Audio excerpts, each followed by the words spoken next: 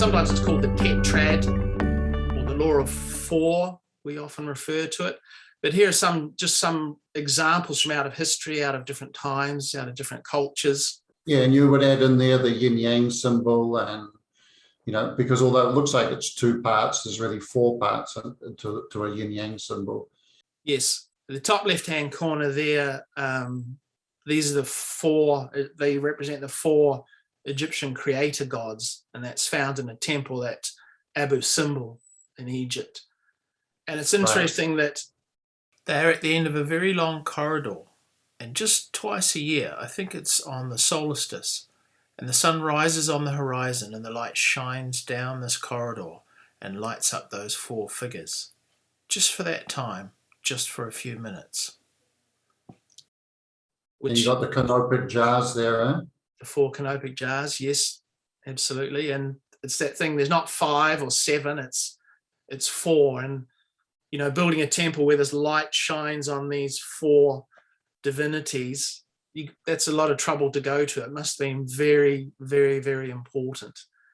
And that's the thing with all of these examples, is that really they're examples of artwork where someone's gone to a lot of trouble to try and express that major truth, to try and offer a clue and a signpost that look to these things for major truth, to make sense of things.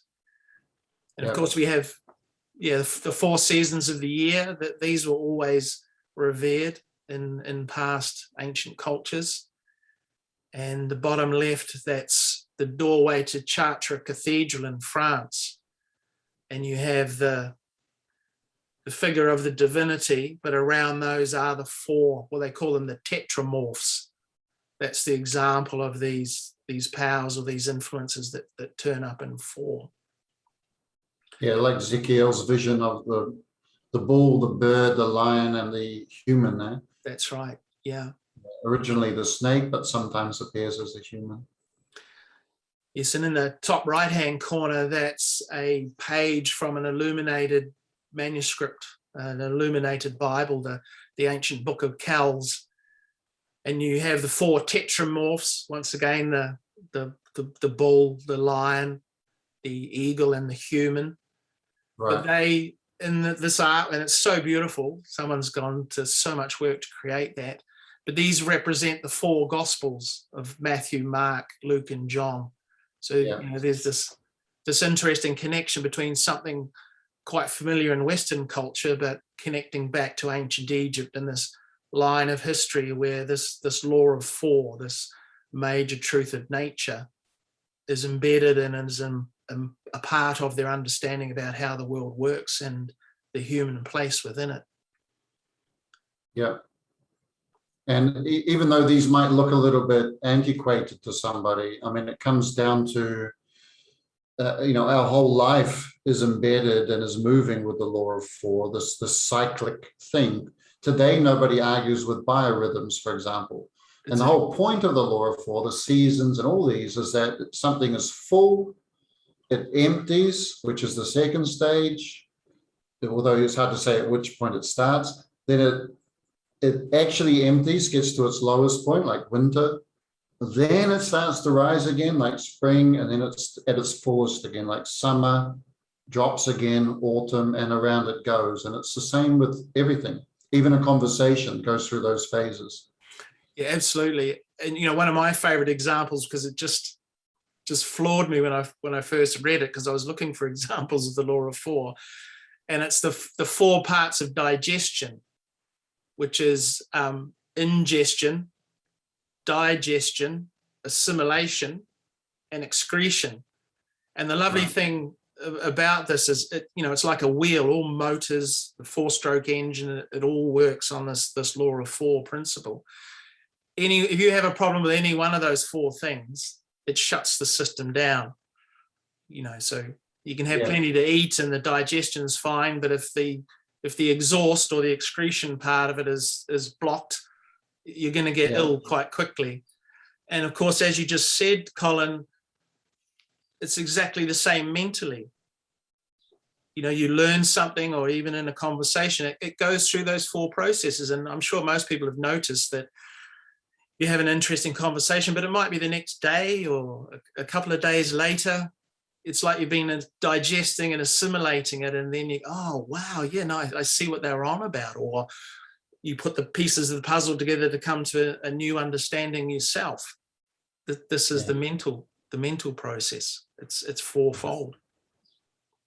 And because it's part of a wheel within wheels, again, that comment earlier that when people used to live close to nature, I mean, most of the population was in nature, working with nature.